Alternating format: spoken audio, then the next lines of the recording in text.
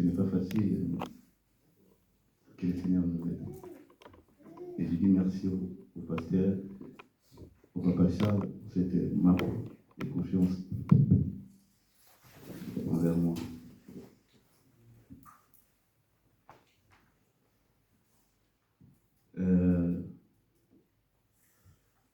Pendant un mois presque, le pasteur nous prêche sur un sujet très important sur la maturité spirituelle. J'aimerais bien aller toujours dans ce même guise d'idées, selon la pensée que le Seigneur nous a mis ce matin en fait de partager.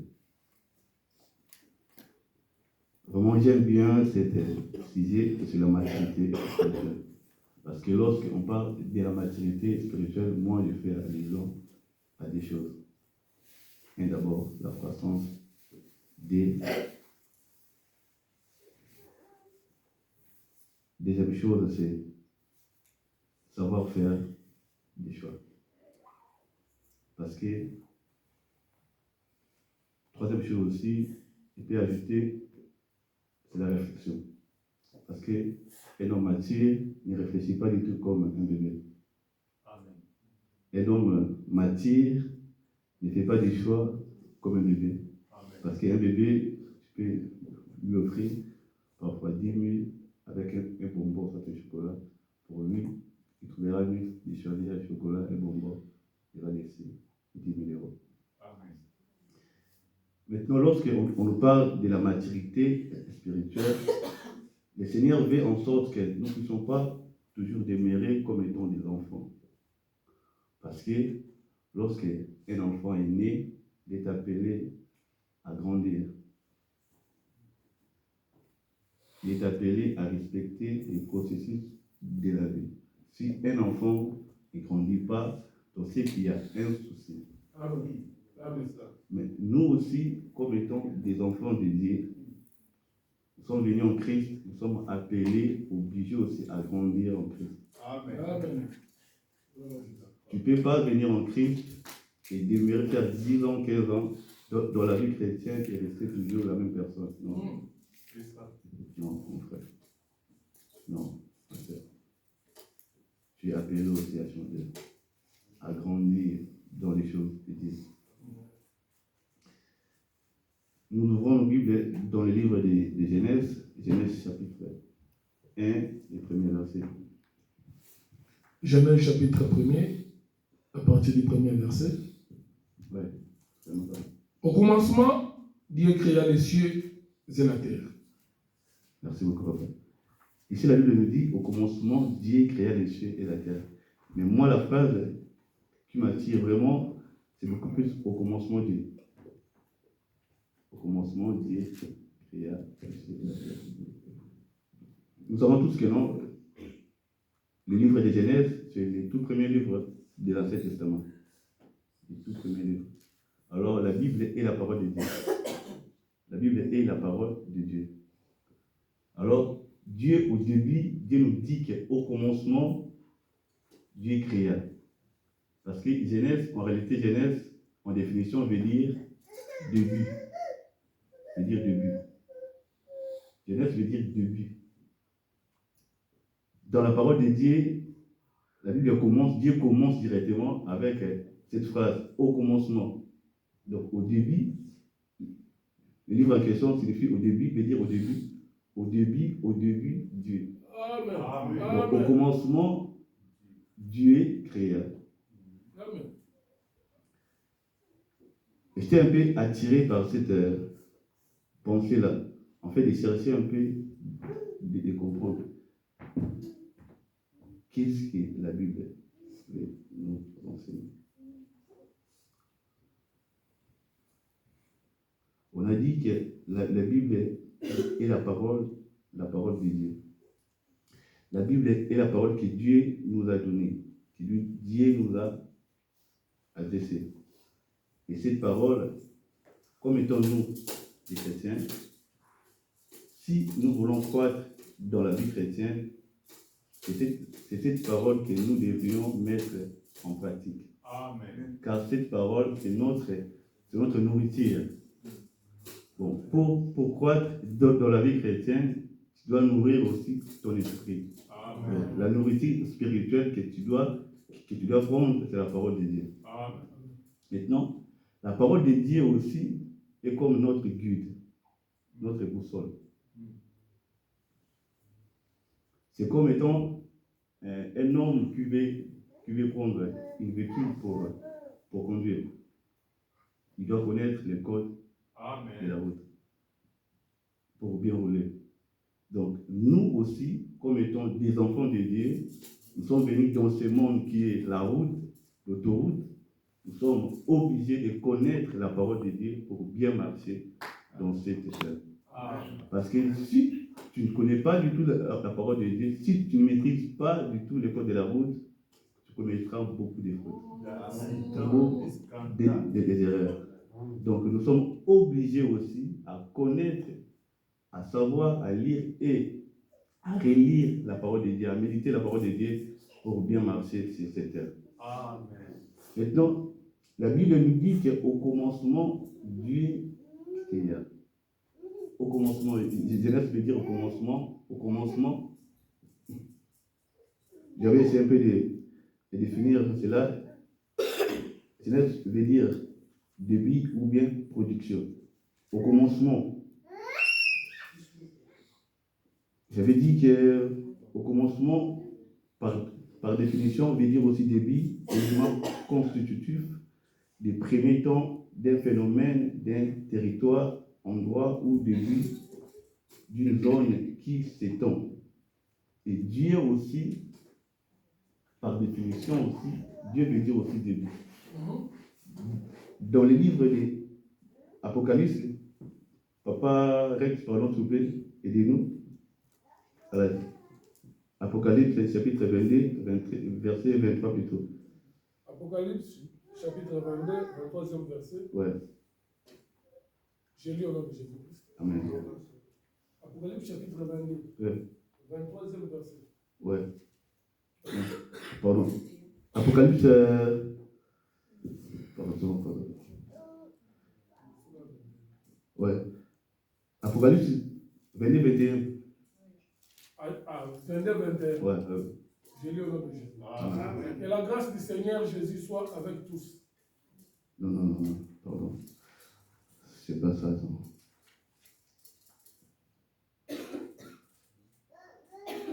Aidez-moi un peu avec la Bible. Pardon, il n'y a pas au téléphone ici avec moi, s'il vous plaît. Ouais. Avec la Bible, s'il vous plaît. Merci. Merci beaucoup. Donc, on nous dit que non, au commencement, Dieu créa le ciel et la terre.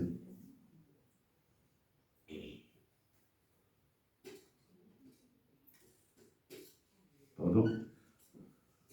Excusez-moi.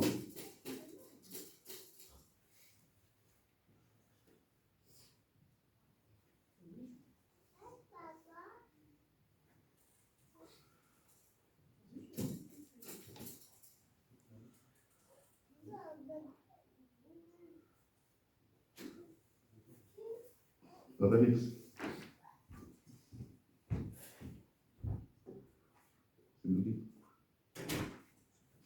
Ouais.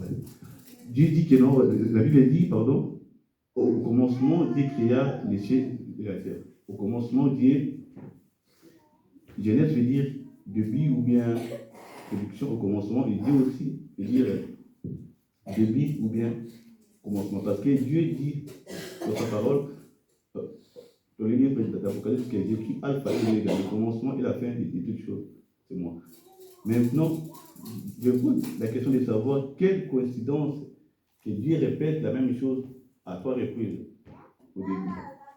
Apocalypse chapitre 22. Ouais. Quelle coïncidence que Dieu répète la même chose à 3 reprises. Parce que nous le savons très bien que le Seigneur ne parle jamais en vain. Le Seigneur ne parle jamais en vain. Et lorsque le Seigneur martèle ou bien met un sceau sur quelque chose, donc la chose en question lorsque le Seigneur répète quelque chose à ton reprise, Apocalypse chapitre 22, verset 13, la Bible dit, c'est ça. je suis l'alpha et l'oméga, Amen. le premier et le dernier, le commencement et la fin. Amen. Amen. Donc là, on nous montre que non, Dieu aussi veut dire commencement. Le commencement, c'est lui. Le commencement, c'est lui. Donc, il nous dit que non, avant que ce monde puisse être créé, donc c'est moi d'abord. Donc, je suis le programmeur de ce monde. Parce que nous, à l'informatique, on nous a appris que non, la programmation est l'œuvre du Créateur. Donc, le tout premier programmeur, c'est Dieu lui-même. Donc, Dieu était assis, bon, il a imaginé des choses et il a mis ça en application. Donc, il a imaginé des choses et ces choses, nous les vivons maintenant. Donc, Dieu a pensé, a créé, a programmé des choses. Donc, la programmation, c'est aussi la même chose. Je vais créer, par exemple, une application et du coup, j'imagine que non, l'application doit fonctionner de telle manière. Et donc, si je vais appeler une personne, je dois d'abord composer le numéro de la personne et l'appel doit lancer la sonnerie chez la personne, afin que la personne puisse décrocher, afin que la liaison puisse s'effectuer entre moi et la personne. Donc, c'est des gens qui se sont réunis pour imaginer des choses, en fait, de les mettre en pratique. Et nous vivons actuellement. Dieu aussi nous montre que non, avant que ce monde puisse être créé, je suis d'abord moi Dieu, je suis le commencement de toutes choses. Et lorsque Dieu répète quelque chose 3 fois, d'abord, le chiffre 3 veut dire la plénitude. La plénitude. Donc, veut dire que non, Dieu lui-même est là. Je ne sais pas si je me fais comprendre. Amen. Amen. Le chiffre 3 veut dire la plénitude divine. Et lorsque Dieu parle à 3 reprises, veut dire que la chose est déjà arrêtée. La chose est arrêtée. Maintenant, lorsqu'on parle du commencement, en réalité, nous aussi, des hommes, comme étant des hommes, on a vécu aussi des commencements de choses dans nos vies. Entre autres, nous avons tous vécu, par exemple, le début de quelque chose, le début d'une relation entre toi et ta femme, entre toi et ton copain, copine, ton ami, les débuts des relations amoureuses, les débuts de la vie scolaire, les débuts d'une vie universitaire, les débuts des carrières politiques, les débuts des carrières professionnelles aussi, je peux dire. Donc on a tous connu les débuts dans nos vies. On a tous connu ça. On a tous connu les débuts dans nos vies. Maintenant, si on essaie un peu de réfléchir un peu, est-ce que lorsque on essaie de débuter une chose, mais de commencer une chose, comme étant-nous les hommes matures, comme étant-nous les hommes qui ont la maturité spirituelle, comment réfléchissons-nous? Comment réfléchissons-nous en tant que des hommes matures spirituels? Est-ce que nous agissons selon nos propres intelligences, que non, je suis intelligent, j'ai étudié, j'ai la maîtrise, je sais faire ça? Ou bien nous laissons que le Seigneur puisse débuter lui-même la chose à notre place? C'est là aussi la preuve de la maturité spirituelle. de dire que non, oui, je sais. Mais Seigneur, je suis un homme. Je te laisse la place. Toi, prends le devant. Tu ne peux jamais commencer une chose sans toi. Nous voulons lire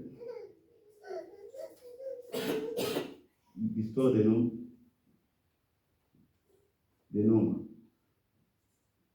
J'aime bien comme une question. On les appelle au nom de David. David était un homme beau, un homme bel de figure, bel de taille, un homme loin, un homme fort, parce que David a combattu avec les lions, les ours. Il a déchiré les ours, il a déchiré les lions. Mais devant Goliath, David ne se présente pas du tout comme étant en charisme, en casquette que non, je tue les lions, je tue les ours. Et toi, un homme maintenant. Parce que moi et toi, devant l'ours, et je suis sûr que personne ici ne peut tenir devant l'ours ou bien devant Dieu. Personne. Donc, David était un homme fort. Amen. Mais David, lorsqu'il se présente devant Goliath, il dit que non, je ne viens pas devant toi comme étant un homme fort, mais je laisse Dieu prendre le devant. Je viens devant toi au nom de l'Éternel. Donc, David agissait comme étant un homme mature spirituel. Cela aussi a fait en sorte que David puisse réussir dans ce bataille, c'est parce que David n'a pas combattu seul, mais David a laissé le Seigneur combattre à sa place. Amen. Mais regardons nos vies. Nous ne laissons pas du tout le Seigneur prendre le devant. Moi, je me rappelle, lorsque je suis arrivé ici en France, lorsque mes pieds ont foulé, la France dit au Seigneur, Seigneur, c'est toi qui as permis qu'il puisse arriver ici. Je te laisse le devant. Conduis-moi. Marche devant moi. Que moi je sois derrière toi et que toi tu te places devant moi. Beaucoup de personnes oublient ces choses. C'est pourquoi nous rencontrons aussi des difficultés parfois aussi dans nos vies.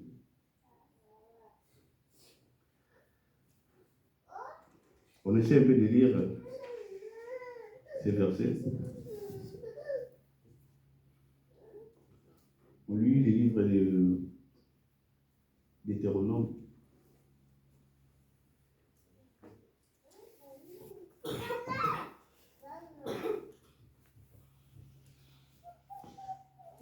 Deutéronome 31.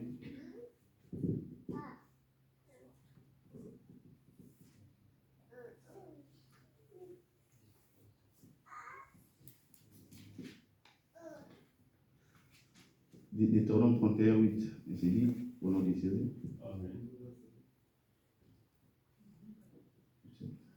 L'Éternel marchera lui-même devant toi, il sera lui-même avec toi, il ne te délaissera pas et il ne t'abandonnera pas.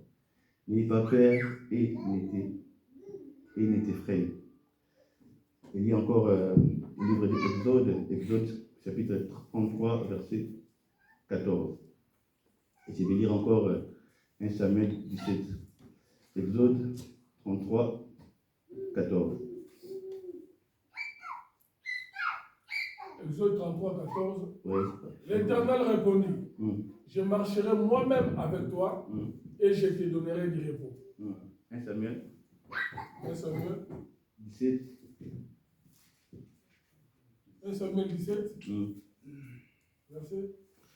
Verset 39 à 50. 1 Samuel 17, 39 à 50, je lis. David saignit l'épée de Saoul par-dessus ses ennemis.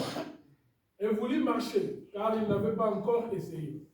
Mais il dit à Saül, je ne puis marcher avec cette armure, je n'y suis pas accoutumé. Et il s'en débarrassa. Il prit en main son bâton, choisit dans le Torah 5 pierres polies, et le mit dans sa gibecière de berger et dans sa poche. Puis, sa fronde dans la main, il s'avança contre le Philistin. Le Philistin s'approcha peu à peu de David, et l'homme qui portait son bouclier marchait devant lui. Le Philistin regarda, et lorsqu'il aperçut David, il le méprisa, ne voyant en lui qu'un enfant, blond et d'une belle figure. 43. Le Philistin dit à David, suis-je un chien pour que tu viennes à moi avec des bâtons?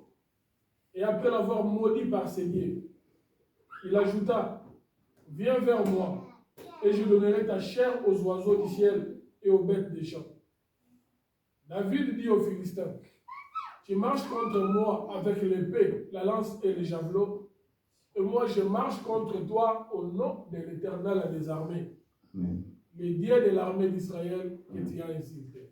Amen. Là, on vient de lire les 3 textes, Exode, Deutéronome et Ézéchiel. Je voudrais bien expliquer. Ici, on nous parle, on commence d'abord dans le livre de 1 Samuel. Ici, on nous parle de cet homme, le roi David, qui a combattu avec Goliath. David était un homme comme toi et moi. Était un homme comme toi et moi. Mais la seule différence est que non, David, malgré qu'il était roi, mais David plaçait Dieu toujours au-devant de tout. Mais toi et moi, nous ne sommes même pas des rois, mais des fois, on a de l'orgueil devant Dieu. Il y a des fois, tu vois un homme qui vient à l'église, on lui dit de chanter, d'adorer l'Éternel. Il est là, il fait des caprices devant Dieu. Mais David, un roi devant Dieu, David dansait jusqu'au point de rester à moitié nu. Un roi. Il roulait même au sol. Parce qu'il connaissait la grandeur de Dieu. Parce que David passait toujours Dieu au début de toutes choses, au commencement de toutes choses. Mais nous, les chrétiens présents, nous, les chrétiens de ce siècle présent,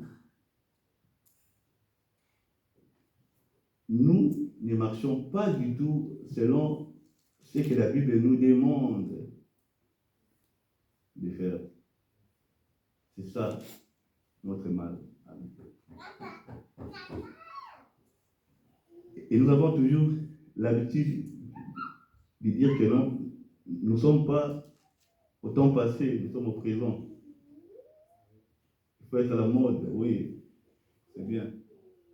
Car la vraie mode, c'est Dieu lui-même. Parce que Dieu n'est pas dans les temps. Il était, il est et il sera. Donc Dieu ne dépend pas du temps. Il est le Dieu de toutes les générations. De toutes les générations. Donc de toutes les générations. Donc moi et toi sommes nés, lui il est Dieu. Et moi et toi, on va passer, mais lui il restera Dieu. Et de génération en génération, il reste toujours ce Dieu-là. Donc, David connaissait cela, malgré sa royauté, David plaçait toujours Dieu au commencement de tout. Et si on essaie un peu de regarder aussi la vie de David, on verra que non, David, son parcours aussi n'a pas été facile. N'a pas été facile. Marcher avec Dieu, il ne veut pas dire que non, la route, le chemin sera facile. Non. Détrompe-toi, mon frère. Détrompe-toi, ma soeur. La vie chrétienne de base n'est pas une vie facile. La vie chrétienne de base, c'est une vie compliquée. Une vie remplie de combats. Remplie de combats. parfois aussi une vie remplie d'humiliation, de critiques. Hier, j'ai causé avec une sœur en Christ. Elle m'a dit, il faut quand même, des fois je regrette. Pourquoi j'ai abandonné le monde pour venir en Christ? Je lui dis, bon, oh non, la vie chrétienne est tellement difficile. Donc, actuellement, je n'arrive même plus à toucher même 10 euros. J'ai dit, ma sœur, la personne qui t'appréciait que non, la vie chrétienne était facile, que non, la vie chrétienne est facile, il t'avait menti. Il t'avait menti. La vie chrétienne de base n'est pas une vie facile. Pourquoi? Parce que lorsque tu décides de quitter ce monde, donc dis-toi que non, tu as engagé un combat contre le diable. Donc, et le diable ne va pas du tout te laisser en paix. Quand tu es avec lui, il va te laisser en paix parce qu'il sait que non, tu es déjà à lui. Mais lorsque tu t'engages à marcher avec Christ, tu as commencé un combat contre l'ennemi, qui est le diable. Mais David, malgré des combats, malgré des réalités que David a rencontrées durant son parcours, David ne cessait jamais de mettre toujours Dieu au devant. De placer toujours l'Éternel au devant. Et on verra que non, malgré les combats, malgré les réalités, David aussi a fini sa vie dans la paix, dans la joie. Et non de David est cité jusqu'à présent. Pourquoi? Parce que David a marché avec Dieu. Et voire même Bartimée, lorsque Bartimée a entendu parler de Christ, Bartimée qui est fils de David. Mais David est décédé il y a longtemps. Pourquoi? Parce que David plaçait toujours Dieu au commencement. David connaissait l'importance de placer Dieu au début de toutes choses. Mon frère, ma sœur, nous avons des capacités que l'Éternel a mis en place en nous. Mais ce que Dieu nous demande, c'est de faire preuve aussi de la maturité spirituelle. C'est très important. La maturité spirituelle, c'est très, très, très important. Parce qu'un homme mature, comme au début, j'avais dit que non, un homme mature, c'est celle ou bien celui qui sait faire les choix. Donc, si toi et moi aussi, nous arrivons à faire de bons choix, si on veut arriver au point de faire de bons choix, on doit placer Dieu au devant. Donc, faire de bons choix dans la vie chrétienne, c'est placer Dieu aussi au devant de toutes choses. C'est ça aussi faire un bon choix dans la vie. C'est ça, faire un bon choix dans la vie. C'est ça aussi la marque, au moins, de la maturité spirituelle. Placer Dieu au commencement de toutes choses. Tu veux débuter une chose. Tu veux commencer une chose. Mon frère, ma soeur, ne débute pas une journée sans Christ. Ne débute jamais une journée sans Christ. Il y a de cela, on se dit, ils ont même du mal lorsqu'ils se réveillent de prier. Il y a nombreux ici, on se dit, donc, lorsqu'ils se réveillent pour lui, d'abord, son téléphone, WhatsApp, Snapchat, Instagram, et tout comme ça. Il commence à faire des messages. Donc, dès qu'il se réveille pour lui, au commencement, son téléphone. Donc pour lui, dès qu'il se réveille au commencement, son téléphone d'abord. Où est mon téléphone? Et non, si d'autres, dès qu'il se réveille pour lui, au commencement, c'est d'abord chercher à manger et ensuite aller jouer au foot.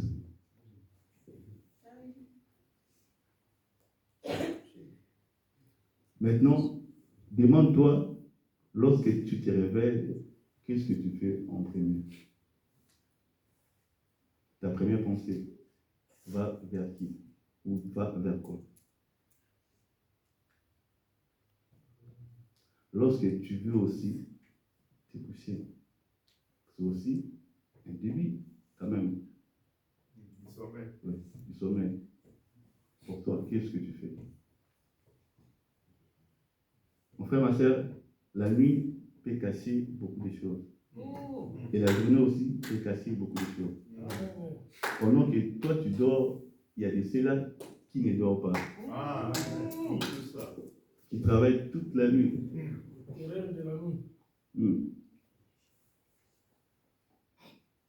Et toi, tu te réveilles comme étant un homme animal.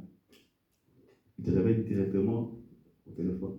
Parce qu'il y a des hommes animaux, il y a des hommes aussi spirituels, il y a aussi des hommes charnels.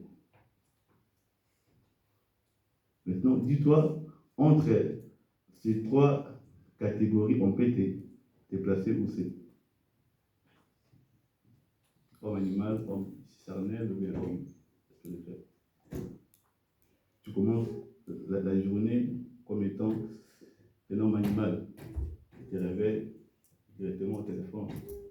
Tu te réveilles, tu n'as même pas le temps de remercier celui qui t'a gardé. Parce que si Dieu n'avait pas du tout voulu que tu puisses te réveiller, qu'il plaît qu'il neige, même si ton père décidait que tu puisses être en vie, tu n'aurais dû même pas être en vie. Mais regardons-nous vraiment.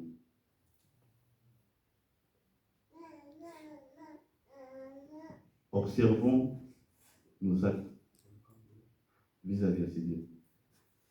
Est-ce qu'on place Dieu au commencement, au centre de notre vie?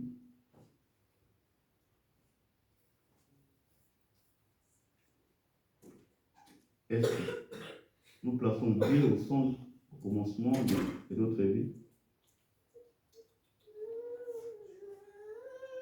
Car la parole de Dieu est une sémence en nous. Et cette sémence doit germer en nous. Germer veut dire que lorsqu'on place Dieu au premier, on doit aussi voir plutôt les actes concrets qui montrent, qui approuvent que non, réellement, dans la vie de cet homme, Dieu est au centre. Tu ne peux pas venir ici à l'église faire semblant de prier aussi longtemps que non, l'exact. On ne voit absolument rien du tout dans ta vie qui prouve que tu es réellement un chrétien, qui prouve que Dieu est au centre de ta vie. Être chrétien veut dire aussi, c'est ça, mettre Dieu au centre, au commencement. C'est ça, être chrétien. Être chrétien ne veut pas dire venir à l'église uniquement les dimanches. Tu es là, bien habillé, bien coiffé. Ah non, je ne suis pas à l'église, je suis un chrétien. Non, non, détrompe-toi. Et moi, je te dirais, que ce sera mieux de suivre les autres, d'aller jouer au foot les dimanches, d'aller faire du basket ou bien sport les dimanches, que de venir sur l'église, remplir les chaises inutilement. Parce que si on vient ici à l'église, c'est pour grandir dans la vie chrétienne. Amen. On ne vient pas ici pour regarder les pasteurs, ça, le prêcher seulement. Et dès que tu sors ici de la porte, tu as tout oublié. Même ça. Tout, sauf rien. Même les termes, même les messages, les versets bibliques, tout. Et puis si on te demande, du 20 de l'église, Non, je sais pas. Ah ben, j'ai oublié. J'ai oublié ça.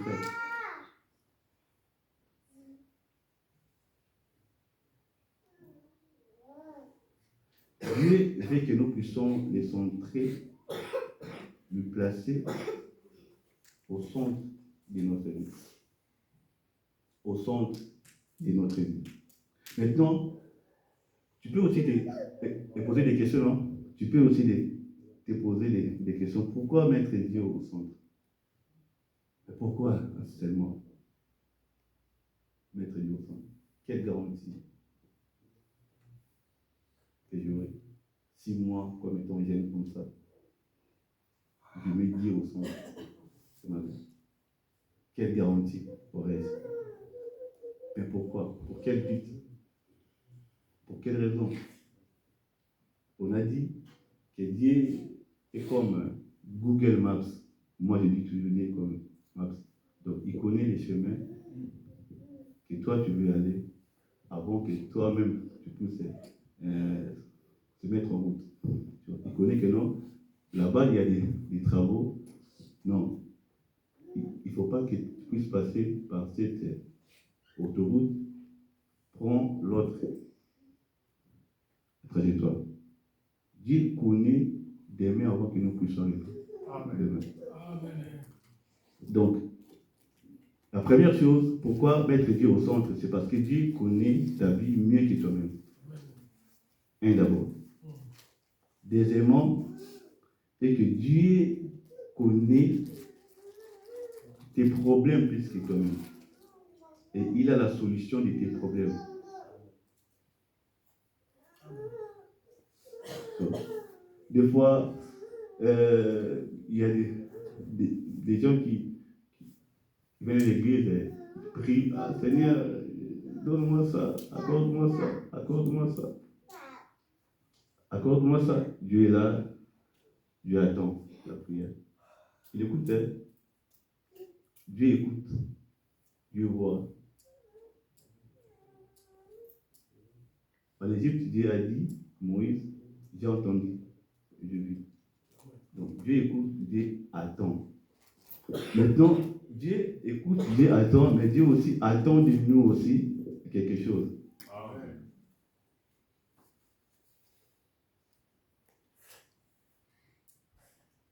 Donc je dis, pourquoi mettre Dieu au centre? C'est parce que Dieu connaît demain avant que nous puissions arriver demain. Que Dieu connaît tes problèmes plus que toi-même.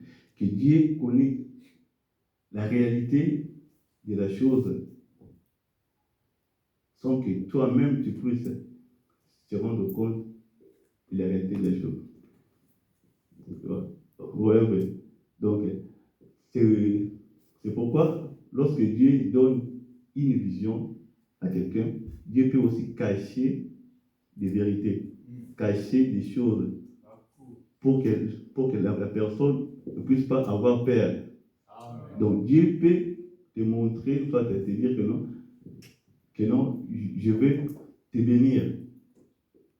Par exemple, je donne un exemple, que Dieu te dit, je vais te bénir, que non, tu seras mon serviteur. Par exemple, mais Dieu te cache que non, il y aura de tels combats, de telles réalités que toi tu vas traverser. Dieu te cache pourquoi? C'est là pourquoi? Parce que Dieu sait que tu es vraiment, que si il te montre tout, parfois, tu auras peur. Il dit que non, ça sera compliqué pour moi. Non, non, ah non. Merci beaucoup. Donc, si Dieu te montre une chose, il peut aussi cacher la vraie réalité de la chose. Maintenant, mettre Dieu au centre veut dire que non, enlever la peur et laisser lui le volant. Dieu a dit à Israël, gardez silence, taisez-vous, moi-même, vu que moi-même je suis avec vous. Amen. Moi-même, je prends maintenant votre place. Amen. Moi-même, je vais combattre à votre place. Amen. Pourquoi? Parce qu'Israël avait mis Dieu au centre, au début. Au Bravo, début, Seigneur. Donc, j'ai la nuit à totalité. au début. Parce qu'Israël, avant de s'élever, Israël avait besoin de signes avant de marcher. Israël avait besoin de signes avant de marcher. Donc, lorsque la colonne de nuée s'est tenue, Israël aussi était assis quelque part. Avant de reprendre la route, Israël avait toujours besoin de signes avant de marcher dans le désert. Donc Israël s'est laissé guider sans marche, mais Israël a quitté d'Égypte jusqu'à Canaan, sans marche à l'époque. Pourquoi? Parce que le Seigneur marchait devant eux, lui-même. Ouais. Donc le Seigneur était là comme la lumière. Donc dès que la lumière s'allume, Israël a marché à marcher. Dès que la lumière s'éteint, Israël, jusqu'à ce que la lumière sera allumée. Et il poursuit la route. C'était comme ça qu'Israël a marché jusqu'au Canaan. Et pourquoi mettre Dieu au commencement de toutes choses? C'est mettre Dieu au commencement de toutes choses. Et ça veut essayer un peu de donner un exemple que non, comme si j'étais avec un frère et que moi, je perds parfois des chiens. Maintenant, le frère en question, lui, il n'a pas peur des chiens. Maintenant, arrivé quelque part, dans un endroit, et on croise maintenant un chien. Et le chien vient vers nous pour nous agresser. Et le frère en question me dit, n'aie pas peur. Tu es avec moi. N'aie pas peur. Aussi longtemps que moi, je serai derrière la personne, je serai protégé, je serai sous l'ombre de la personne, malgré l'attaque du chien. Mais si la peur augmente en moi et que je prends fuite, c'est alors que je ne serai plus sous l'ombre de la personne et que le chien pourra m'attraper et parfois aussi faire du mal. C'est comme ça aussi avec le Seigneur. Aussi longtemps qu'on met le Seigneur au centre et que nous les laissons, le Seigneur puisse nous guider, on sera sous l'ombre, sous la protection du Seigneur. Mais si la peur envahit nos cœurs et que la foi n'est plus là, c'est ainsi qu'on ne sera plus sous la protection de Dieu. Pourquoi? Parce qu'on va maintenant chercher à faire des choses qui ne vont pas plaire à Dieu. Pourquoi? Parce qu'on a tellement entendu. Seigneur, j'ai longtemps prié, jusqu'à présent, je ne vois rien du tout. Alors je décide de faire selon moi. Qui t'a dit de faire selon toi, d'agir selon toi? Toujours mettre Dieu au commencement. Maintenant, il y a aussi des gens dans la Bible, qui au début, ils ont commencé avec Dieu. Au début, ils avaient placé Dieu au centre, au commencement de leur vie, et après, ils n'ont pas pu continuer à marcher avec Dieu jusqu'à la fin. Entre autres, on peut voir l'exemple de Samson. On peut aussi voir l'exemple de Saoul, qui avait bien commencé avec Dieu. On peut aussi voir l'exemple aussi de Salomon aussi au début. Salomon avait bien commencé et après, il s'était égaré et ensuite, il a cherché à réparer avec Dieu. Il y a toujours des inconvénients pour ceux-là qui commencent avec Dieu et qui abandonnent Dieu. Il y a toujours eu des inconvénients.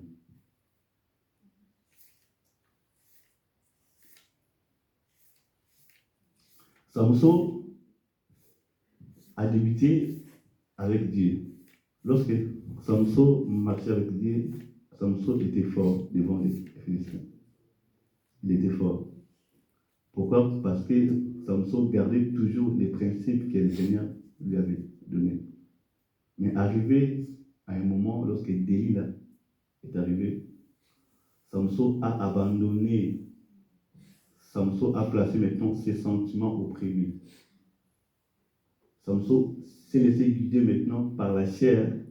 Samson n'a pas voulu maintenant écouter l'Esprit de Dieu qui était en lui. Dieu lui avait dit, garde ça, garde ça, garde ça. Mais suite au plaisir de la chair, Samson n'a pas pu tenir. Samson a dévoilé les secrets que le Seigneur lui avait confiés. Et nous connaissons tous la suite de Samson. Pourquoi? Parce que Samson avait commencé avec Dieu. Et Samson avait commencé avec Dieu. Arrivé à un moment, Samson a abandonné Christ. Samson n'a pu tenir, soit placer toujours Christ au centre de sa vie suite au désir de la chair. Mon frère, ma soeur, peu importe, place toujours Dieu au centre de ta vie. Amen. Plaçons toujours Dieu au centre de nos vies. Plaçons toujours Dieu au centre de nos vies. Ne soyons pas comme Samson. Il était un prophète. Samson était un prophète. Samson n'était pas seulement un homme de guerre, mais il était aussi un prophète.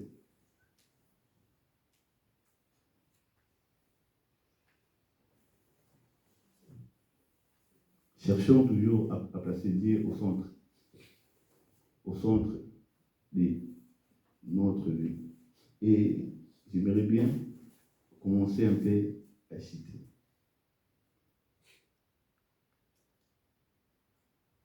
On prêche sur la maturité. Oui. Si aujourd'hui, essaie un peu de poser la question de savoir, si tu poses la question de connaître un peu, ma soeur, mon frère, combien de temps que tu as fait dans la vie chrétienne. D'autres me diront 2 ans, d'autres me diront 1 année, d'autres aussi me diront 15 ans, 20 ans dans la vie chrétienne. Mais si maintenant, il te pose une autre question, est-ce que dans ces 20 ans-là que tu as fait dans la vie chrétienne, est-ce que tu fais preuve de la maturité? Parce que si aujourd'hui on appelle un garçon de 20 ans, donc nous sommes sûrs que non, il est capable de se déplacer seul, il est capable de se nourrir seul, il est capable de se vestir seul, il est capable de faire autant de choses seul, sans toutefois demander de l'aide. Donc il est autonome déjà. Mais maintenant, regarde ta vie. Face au temps que tu as passé dans la vie chrétienne. Ça fait combien d'années que tu viens ici à l'église? Ça fait combien de temps que tu pries? Ça fait combien de temps qu'on te connaît comme étant sœur ou bien frère en Christ?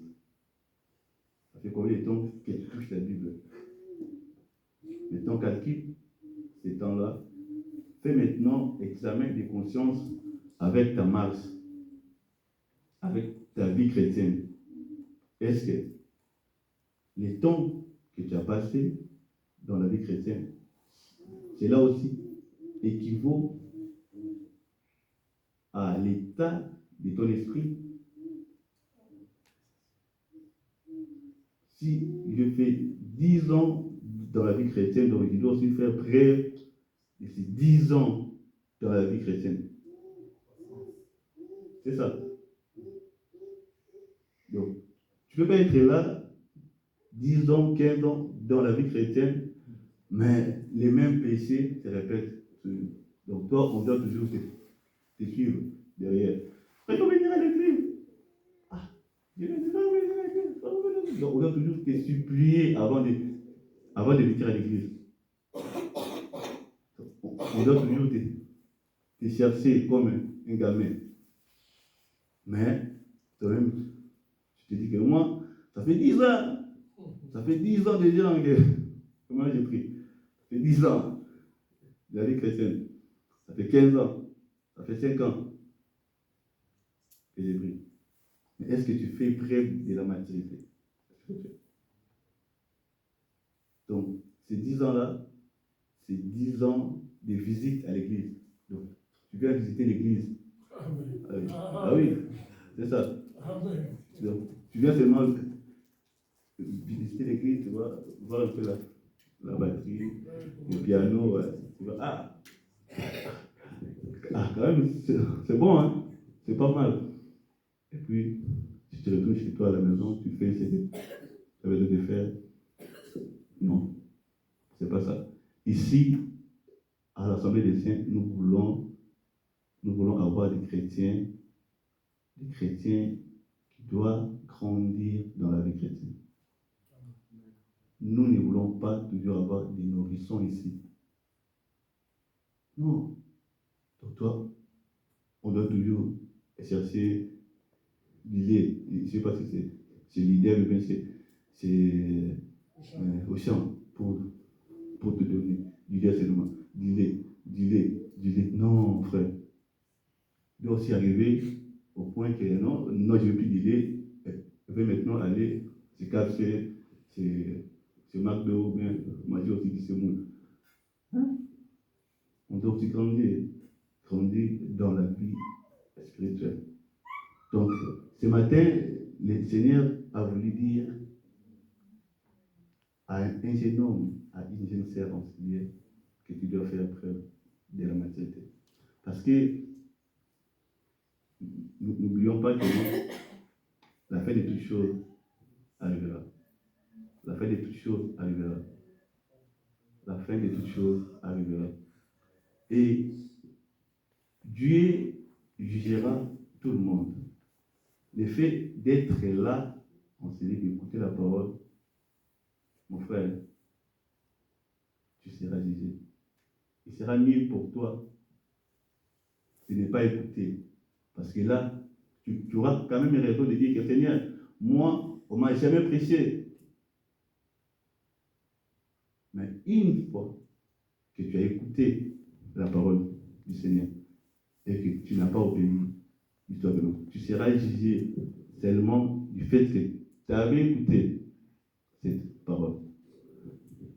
C'est aussi preuve à laquelle, jusqu'à présent, le Seigneur tarde encore à arriver. Pourquoi? Parce que la parole de Dieu doit être prêchée partout, dans toute l'extrémité de la terre. Une fois que la parole de Dieu est accomplie, et Christ revient. Si le Christ tarde encore, c'est parce que toi et moi, on fait tarder l'arrivée du Christ. Parce qu'il y a encore des gens qui, jusqu'à présent, n'ont pas encore écouté cette parole. Et le Seigneur veut que ceux-là aussi puissent être sauvés. Mais pour toi maintenant, qui a écouté la parole, cette parole, et qui ne met pas ça en pratique, tu seras jugé. Tu seras jugé. Il est grand temps pour toi de vivre dans les péchés, pleinement dans les péchés, que de faire semblant. Il est encore grand temps pour toi, soit de laisser Christ guider ta vie, soit de te laisser toi-même au centre de ta vie. Parce qu'on ne peut jamais servir de maître à force. Jamais. Soit tu aimeras l'autre plus que. Soit tu aimeras l'autre plus que. C'est comme ça la vie. On ne peut jamais aimer deux personnes au même niveau. Non. C'est pratiquement impossible. Impossible. on aimera toujours l'autre. On ne peut jamais servir deux maîtres à la fois. Le Seigneur veut que tu puisses le mettre au centre de ta vie. Oui, on peut aussi prêcher là, que non, tu seras béni. La bénédiction, oui, c'est bien bon, mais préparer d'abord ton esprit. C'est ça, c'est qui est l'essentiel. C'est ça au moins la priorité. Comme étant des gens martyrs, nous devrions aussi chercher à faire privilégier ce qui est la priorité. À donner d'abord privilège à ce qui est prioritaire.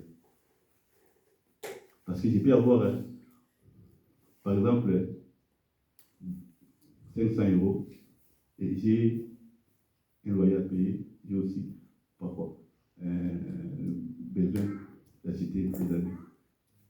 Mais je dois d'abord privilégier le loyer à payer. Pourquoi? Parce que je sais que non, c'est ça la priorité. Parce que les habits, si j'achète et que non aujourd'hui, on me met d'ailleurs, je vais galérer.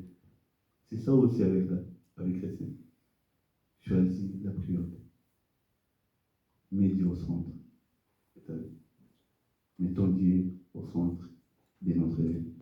Est-ce qu'on peut se lever pour prier?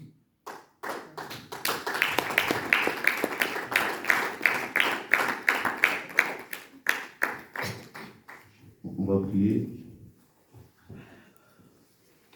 J'aimerais qu'un frère ou une sœur puisse s'examiner lui-même profondément. Le Seigneur t'a parlé. Il ne t'a pas porté. Ne regarde pas le frère Christ qui est devant toi, mais regarde le Seigneur qui te parle. Parce que la parole que je t'ai amenée, la parole ne vient pas de moi, mais la parole vient du Seigneur Jésus-Christ. Car il est écrit, c'est poussé par le Saint-Esprit que les hommes ont parlé. C'est poussé.